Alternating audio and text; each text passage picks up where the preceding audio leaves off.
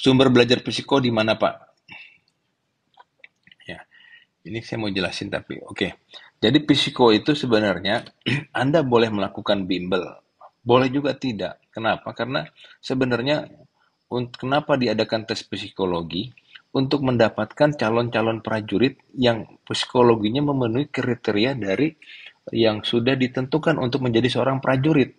Ya, contohnya mungkin sederhananya menjadi seorang prajurit dia harus berani, dia harus tegas, dia harus disiplin, dia harus berintegritas, dia harus jujur, harus kreatif dan lain-lain. Ya, sudah ada kriterianya ditentukan oleh dinas psikologi. Oleh karena itu diteslah psikologi untuk mendapatkan orang-orang yang mempunyai kriteria seperti itu, minimal mendekati, ya dilihat. Nah, sehingga sebenarnya harusnya apa adanya kondisi psikologi atau karakter Anda yang Anda lakukan setiap hari-hari dalam kehidupan Anda. Jadi, kalau di dalam tes itu nanti ditemukan anak ini tidak disiplin, tidak jujur, atau juga tidak tegas, tidak berani, dan seterusnya, itu bisa gugur. Nah, masalahnya sekarang ini sudah banyak buku-buku yang beredar untuk mempelajari psikologi, tes psikologi. Bahkan ada bimbingan belajar untuk mempelajari tes psikologi. Di sana diajarkan bagaimana cara menjawab soal-soal psikologi supaya bisa lulus. Nah, ini yang seharusnya eh, tidak boleh terjadi sehingga karena nanti anak-anak ini bisa menjawab dengan baik, padahal sebenarnya karakternya tidak seperti itu.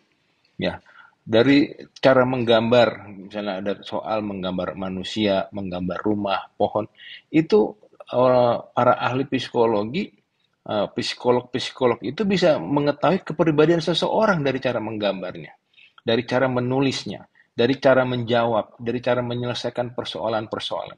Tapi kalau belajar, diajarin setiap hari bagaimana cara menggambar, bagaimana cara menulis yang benar, akhirnya dia menipu kepribadiannya. Sesungguhnya kepribadiannya tidak seperti itu, tapi dibuat seperti karena dilatih untuk menjawab dengan benar. Jadi sesungguhnya kalau zaman saya dulu, ya saya diajarkan ya robah gaya hidupnya, ya robah karakternya. Kalau memang mau jadi tentara ya harus berani, harus tegas, jangan takut, harus disiplin, tertib, teliti dan sebagainya. Jadi kriteria-kriteria seorang prajurit seperti apa itu yang harus Anda kejar. Ya, kalau masih ada waktu bagi para orang tua atau adik-adik yang masih kelas 1 SMA, robah gaya hidupnya supaya Anda tidak perlu bimbel. Tidak perlu bimbel, tapi Anda bisa mendapatkan psikologi yang bisa nilainya bagus, ya. Caranya seperti itu, gitu. Ya, bukan dengan cara bimbel itu sebenarnya keliru. Akhirnya kenapa? Banyak prajurit yang tidak siap mental. Baru dinas 1 tahun, 2 tahun sudah melakukan pelanggaran, sudah disersi melarikan diri. Seperti kejadian kemarin seorang uh, bintara polisi baru, dia melakukan tindakan yang tidak terpuji. Ya karena mungkin psikologinya dia belajar cara menjawab psikologi. Harusnya psikologi seorang polisi tidak boleh seperti itu.